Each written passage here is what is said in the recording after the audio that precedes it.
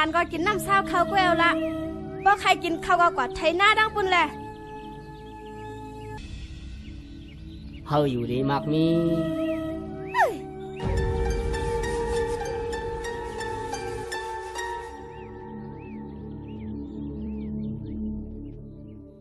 ลองนิมเตียงเจ้าเฮาใน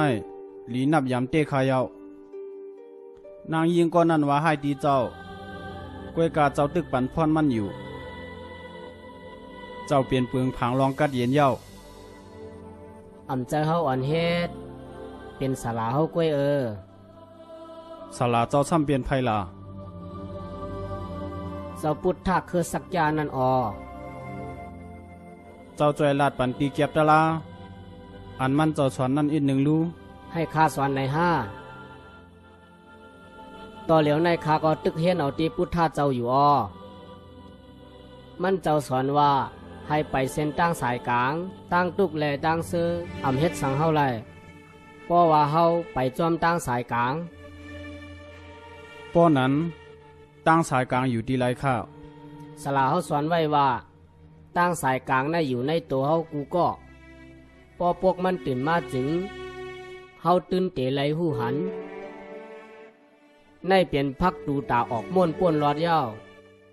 สายใจกูเซียนอันเกิดมาในโลกามันเกิดมาจอมเสร็จจ่าลองเต้นั่นเฮาเกิดมาจอมถัดสีเปิงและเฮาก็ขึ้นตายกว่าเป็นถัดสีเปิงมันเจ้าซับเลี้ยงลองเต้ไล่ง่ายง่ายลมลมกล้วยจอยลาดปันเทียงคาลูพุทธาเจ้าเอาลองตัวทบมันเจ้าเสสอนเสียจากตลาในมันมีอยู่กูตีกูตางกอบเจิงไหนแลเฮาจังไล่ความมือเสคู่ไว้นั่นยาวมันอ่ำใจพิงแงพิงทุ่งอัญญามีมามันเนปันลองเต้อันเป็นสัมสลายินยาวในตัวข้า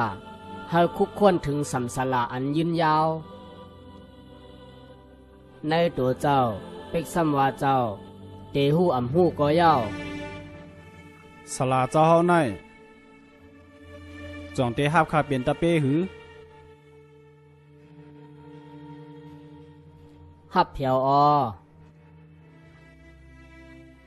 ข้าเตกะทบสลาเจ้ายามตัวเหลียวในเจ้าพุทธะคือสักยานั่น